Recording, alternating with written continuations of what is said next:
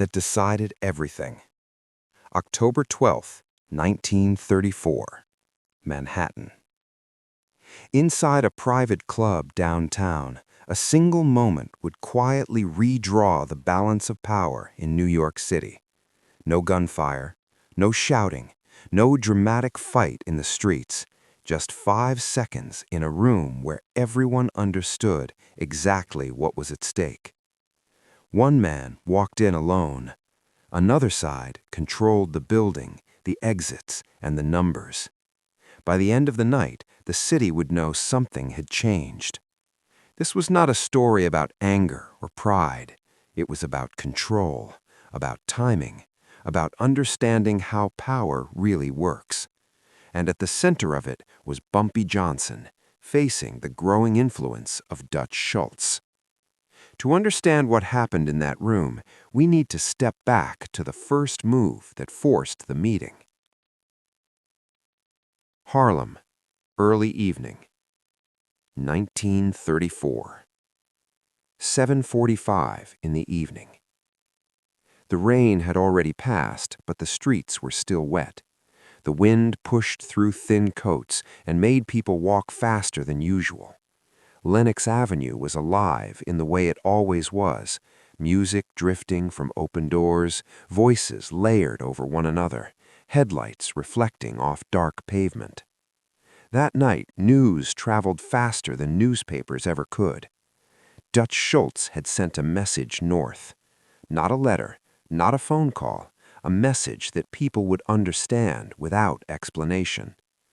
One of St. Clair's employees, just a clerk, not a decision-maker, was stopped while walking home.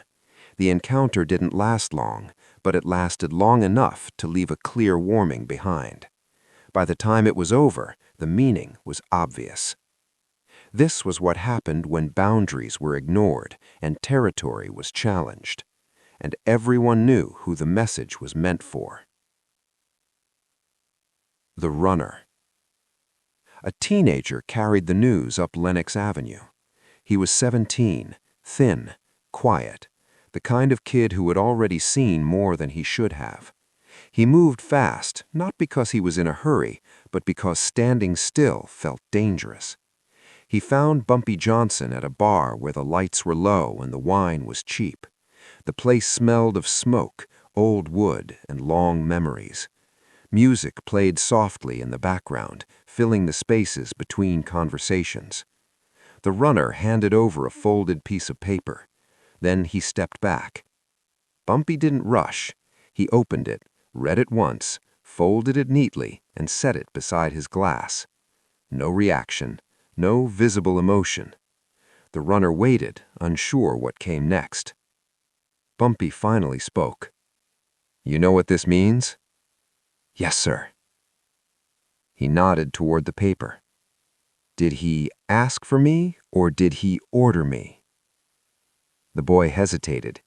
"He said if you don't come, more people connected to St. Clair will get hurt until there's nobody left to work the bank."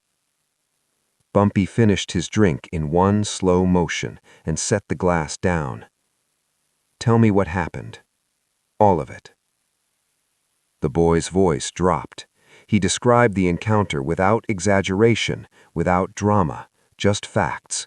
What was done, how long it took, what was said afterwards. Bumpy listened without interruption. When the boy finished, Bumpy asked one final question. "How old are you?" 17. "Before tonight, had you ever seen something like that?" "No, sir." Bumpy nodded once. "Now you have. Remember it, because that's how Dutch Schultz speaks. That's how he makes sure people listen." The decision.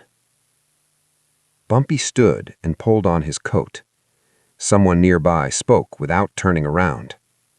"You're not really going, are you? That's not a meeting. It's a setup." Bumpy buttoned his coat slowly. "I know what it is." "Then don't walk into it. Send word. Choose neutral ground, or don't go at all." Bumpy looked at him calmly. "If I don't go, Harlem thinks I'm afraid." The man didn't respond. If Harlem thinks I'm afraid, then every small-time player with a cheap gun starts believing I'm finished. If I set conditions, Schultz tells everyone I was too scared to walk into his place. Same result. So you go alone? Yes. And if you don't come back? Then at least Harlem knows I didn't run. Silence followed. Bumpy turned back to the runner. Tell St. Clair I'm handling this. Nobody moves alone tonight. Nobody makes themselves easy to find. If Schultz wants to talk, he can talk to me. Yes, sir. What do I tell people? That I have business downtown. Nothing more. Thinking ahead. After the runner left, Bumpy stayed where he was for half a minute. He wasn't praying. He wasn't nervous. He was planning. Schultz didn't need conversation. He wanted dominance. The club downtown wasn't neutral. It was his ground. Every hallway, every door, every man inside answered to him. Bringing protection would look like a challenge. Not bringing protection would look like weakness. Going alone was the only move that didn't escalate things immediately. The bartender poured another glass without asking. You might need it. Bumpy didn't touch it. You think I won't walk out? The bartender wiped the counter slowly. I think men don't invite rivals into their territory unless they're trying to prove something. Then I'll make sure he doesn't prove it on me. How? He has numbers. I have reputation. The bartender studied him. Reputation only works if people believe it. They do. The journey downtown. The ride downtown was quiet. Streetlights passed in steady rhythm. Harlem faded behind him as buildings changed, accents changed, expectations changed. This wasn't just about St. Clair. It wasn't even just about Schultz. It was about whether Harlem would be allowed to decide its own future or whether it would be absorbed, controlled, and stripped of autonomy. Everyone knew Schultz's reputation. He built power fast and aggressively. He didn't negotiate from equal ground. He dominated first and explained later. Tonight, he expected submission. Germania Club. The Germania Club sat solid and confident, like it had nothing to fear. Inside, everything was controlled. Music played. Drinks flowed. Conversations stopped briefly as Bumpy entered. No escort, no announcement. Just one man walking into a room where no one owed him loyalty. Eyes followed him. He didn't rush. He didn't slow down. Schultz's people were everywhere. At tables, near doors, along walls. Men whose job wasn't to talk. Bumpy stopped where he was told. Then Schultz's enforcer stepped forward, a massive man, built for intimidation, the kind of presence meant to settle arguments before they started. 5 seconds passed. Nothing happened. Then Bumpy spoke. Not loudly, not aggressively, just enough. Whatever he said, it wasn't for the room. It was for one man. The enforcer stopped. The air changed. People noticed. Schultz noticed. If I reach for a weapon, I won't even have time to react. If I try to fight, it will be over before it begins. The only way I leave the Germania Club alive is if I make Dutch Schultz pause long enough to reconsider what happens after I'm gone. And the only way to do that is to walk in so calm that he starts asking himself a dangerous question. What does this man know that I don't? The bartender listened quietly, then slowly shook his head. "You're putting your life on a theory," he said. "I'm putting my life on the fact that Dutch Schultz is smart enough to understand that killing me causes more trouble than it fixes." He paused, then continued. "He wants Harlem to obey. If he kills me, Harlem doesn't fall in line, it explodes. But if he breaks me publicly and sends me home alive, he gets control without starting a war." The bartender studied him. "So you think he'll hurt you but not finish it?" "I think he'll try to scare me into submission, and as long as he's trying to scare me instead of erase me, I still have a chance." Bumpy left the untouched glass of wine on the bar and stepped outside. The cold night air hit him hard. Somewhere down the block, a woman argued loudly in Spanish, her voice bouncing off brick walls. A car rattled past with a broken muffler, the sound echoing like distant gunfire. 75 minutes. 75 minutes until 9 o'clock. 75 minutes to walk into a place designed to make him feel small, alone, and powerless. 75 minutes to turn a trap into something else entirely. Because a stalemate was the only possible victory when the other side controlled the room, the exits, and the men inside. Harlem didn't know what would happen that night, but Harlem knew one thing. When Bumpy Johnson walked out of that bar, he was heading toward a moment that would either secure his standing or erase his name completely. The door. 8:40 p.m. Bumpy stood across the street from 173 East 3rd Street, looking at a building that gave nothing away. No sign, no lights, just a plain door and two men standing in front of it. Both were German, both built like concrete walls. Both watched him with the calm interest of men who expected trouble and welcomed it. The taller one had a long scar running from his ear to his jaw, the kind that came from a mistake made long ago. "Name?" the guard asked. "Bumpy Johnson." The man checked a clipboard, marked something, and stepped aside without another word. The door opened. Smoke rolled out first, thick, heavy, soaked into the walls over years, the smell of cigars, old wood, and something harder to name. Fear, maybe, or history. The hallway was narrow. Dim yellow lights made faces look tired and hollow. Smoke moved when you breathed. Bumpy's footsteps echoed on the wooden floor. Each step felt like a countdown. Somewhere deeper in the building, music played. Jazz, distant and uneven, like it was coming through water. The guard stopped at a door at the end of the hall. 2 knocks, a pause, 1 more knock. The door opened. The room. Bumpy stepped inside and stopped. 15 men stood in a loose circle, all facing him. No one spoke, no one moved. The room felt expectant, like a performance was about to begin, and he was the reason everyone had shown up. A younger man near the door smirked. His suit didn't quite fit, and his confidence felt borrowed. "So you're the guy from Harlem, the one who thinks he can tell Mr. Schultz how things work." "I'm from Harlem. Who are you?" The smile vanished. "I'm the one who gets to watch what happens when people forget their place." "And where is that?"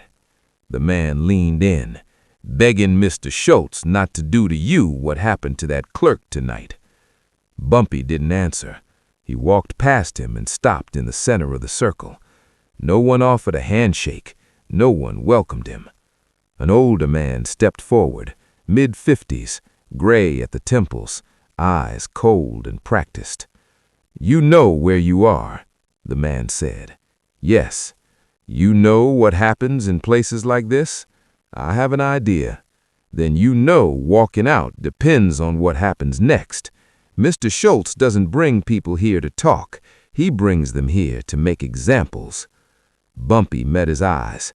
If he wanted an example, he would have done it in Harlem, where people could see it.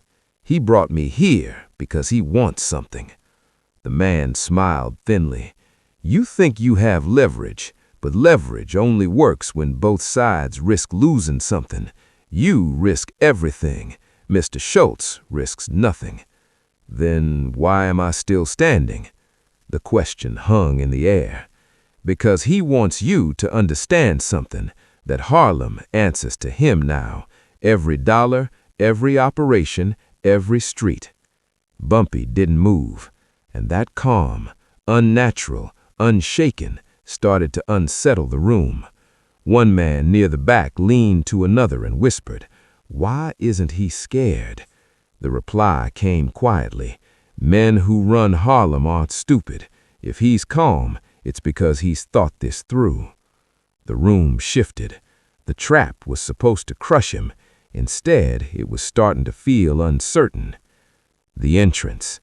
Footsteps approached, heavy, measured. The door opened again. Dutch Schultz walked in. His suit was flawless, his presence immediate. He looked at Bumpy like a problem waiting to be solved.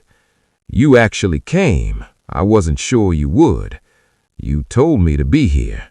Schultz circled him slowly, close enough to smell the cigar smoke and cologne. "You know why you're here? You want to talk about Harlem. I want to talk about ownership, who controls it, who profits from it, and who disappears when I decide they're no longer useful." Bumpy kept his hands in his pockets. "If you wanted me gone, I wouldn't be standing here." Schultz stopped. He studied Bumpy, then raised his hand. From the shadows stepped a massive figure, silent, solid, overwhelming. The room reacted without thinking. Men shifted back, given space. Schultz smiled. "This is Rocco. He handles problems." Schultz pulled a chair into the center of the circle and sat down, slow and deliberate. He lit a cigar, the sound sharp in the quiet room. Smoke drifted upward. "And tonight," he said, looking at Bumpy, "you're the problem." Schultz stared at Bumpy with the kind of eyes that had watched men fall apart and stopped caring how it looked. "Let me explain how this city really works," Schultz said, voice calm, almost bored. "You think rules protect people. Rules protect the people who own them." He leaned forward, cigar held between two fingers like a man about to teach a lesson. "The police don't move unless I allow it. The courts don't push a case unless I want it pushed. If I need trouble to vanish, it vanishes. If I need someone locked away, it happens. Politicians listen because I help keep them in power, and they know what happens when they stop being useful." Schultz sat back, eyes steady. "Harlem is part of this city. That means Harlem answers to me. Every game, every business, every operation, if it runs, I get a cut. And if someone up there thinks they can work without paying, I send people to make the new arrangement very clear." He let that hang in the air, then added, colder now, "You heard what happened tonight?" Bumpy didn't flinch. "I heard." "Good," Schultz said. "Then you understand something else. When I call you downtown, you show up, not because I'm being polite, because I'm telling you. You're here because I ordered it, and you leave when I decide." Schultz stood and paced slowly around Bumpy, letting the smoke trail behind him. "You're not here to bargain. You're not here to make a deal. You're here to listen, nod, and carry a message back to St. Clair. He can pay what he owes, or this keeps happening to his people until there's no one left willing to work for him." Schultz stopped behind Bumpy. "And you're not a partner. You're not an equal. You're a messenger." He paused, then added with a sharp edge, "And messengers who get confused about their role don't last long." Bumpy didn't turn to follow Schultz as he moved. He stayed still, hands in his pockets, like a man who had already accepted the risk. Then he spoke, voice level. "Harlem isn't something you can take just because you want it."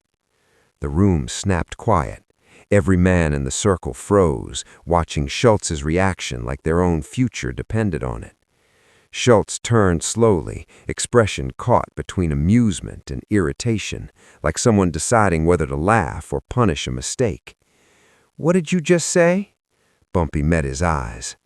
"I said Harlem isn't something you grab like loose change. It's a neighborhood with its own order, and that order doesn't change just because you want a bigger share." Schultz's jaw tightened. "You think I need permission? You think I care about your order?" He gave a short, humorless breath. "I am the order, and if Harlem doesn't understand that, we'll keep teaching until it does." Bumpy didn't raise his voice. "Teach all you want, but understand this. Every move you make up there costs you. Every time you push, you create more people who don't care about staying quiet anymore. You think fear makes you stronger. Sometimes it does the opposite." Schultz stepped closer, too close, testing whether Bumpy would blink first. "Are you threatening me in my own place?" Bumpy stayed steady. "I'm telling you what comes next if you keep forcing it. If you want Harlem, you can try to take it, but the price will be bigger than you expect. And once you start paying that price, you won't be able to stop without looking weak." He let that hang in the air, then added, colder now. "So decide right now. Do you want money or do you want to prove a point?" He let that land, then added, quieter, "Because proving a point is expensive, and I don't think you're as untouchable as you act." Silence dropped heavy, not the kind of silence that meant calm, the kind that meant a decision was being made. Schultz stared at Bumpy for a long moment, studying him like a puzzle. Brave, stupid, or something more dangerous, someone who understood a game Schultz didn't fully control yet. Then Schultz gave a short laugh that didn't carry warmth. "I'll give you this, you've got nerve." He glanced around the room, raising his voice just enough for everyone to hear. "You know what I can't stand? People who don't know their place, people who walk into Manhattan and talk like we're equals." The men around them laughed on cue, sharp and rehearsed. Schultz's eyes stayed on Bumpy. "I own systems. I own protection. I own influence." He gestured like he was pointing at invisible things in the air. "And you? What do you own? Some streets and loyalty from people with nothing?" More laughter. Then Schultz lowered his tone, almost like he was offering advice. "You know why I brought you here? So you can go back to St. Clair and anyone else who gets ideas what it looks like when I stop being patient." He paused. "People like you need to understand your place." The air in the room changed. Men shifted their footing. They sensed what was coming. Schultz didn't have to give a speech. He didn't even have to shout. He simply looked toward the back of the room and gave a small nod. A massive figure stepped forward from the shadows. Rocco. The room opened up automatically, not because they were polite, because they understood what he was built for. Rocco stopped a few steps away from Bumpy and stared down with a flat, emotionless look. Schultz leaned back in his chair like he'd settled into a show. "Rocco," Schultz said, "teach him what respect looks like." The circle widened, smooth and practiced, creating space in the center. Men stepped back with the ease of people who had seen this kind of moment before. Rocco rolled his shoulders once, calm, confident. Someone near the edge whispered, "This won't take long." Schultz added almost casually, "Don't end it. I want him awake enough to walk back to Harlem." Rocco moved in, fast. The room expected a quick finish because that's what always happened. But in the first instant, something shifted. Bumpy didn't panic. He didn't rush. He didn't flail. He made one small adjustment, just enough, and suddenly Rocco wasn't landing clean. The room reacted before it understood why. A few men leaned forward. Someone muttered, confused, "What?" Then in one controlled moment, Bumpy made his move, short, precise, and unexpected. Not wild, not dramatic, just accurate. Rocco stumbled back, shocked, like his body had stopped cooperating for a second. The room went silent again, but this time it wasn't performance silence, it was disbelief, because nobody expected Rocco to be the one struggling. The younger man near the door stared, mouth slightly open. "That doesn't happen," he whispered. The guy next to him grabbed his sleeve hard. "Close your mouth."